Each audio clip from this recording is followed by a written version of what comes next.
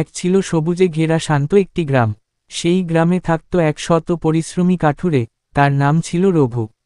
প্রতিদিন ভোরে সে জঙ্গলে গিয়ে কাঠ কেটে বাজারে বিক্রি করত। অল্প আয় হলেও সে সবসময় সত্য কথা বলত এবং অন্যের উপকার করত।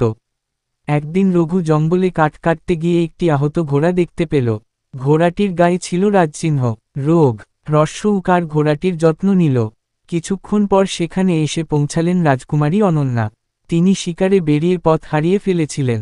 রঘু রাজকুমারীকে নিরাপদে নিজের কুঁড়েঘরে নিয়ে গেল। তাকে খাবার ও বিশ্রামের ব্যবস্থা করে দিল। পরদিন সকালে রঘু রাজকুমারীকে নিরাপদে রাজপ্রাসাদে পৌঁছে দিল। রাজা রঘুর সততা ও সাহস দেখে খুব খুশি হলেন। তিনি রঘুকে অনেক স্বর্ণমুদ্রা দিতে চাইলেন, কিন্তু রঘু বলল, মহারাজ, আমি শুধু আমার কর্তব্য করেছি, এর জন্য পুরস্কার চাই না।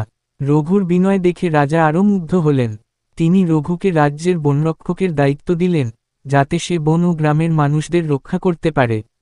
এরপর থেকে রঘু সম্মানের সঙ্গে জীবন কাটাতে লাগল। রাজকুমারীও প্রায়ই গ্রামে এসে মানুষের খোঁজখবর নিতেন। গ্রামের সবাই সুখে শান্তিতে বসবাস করতে লাগল।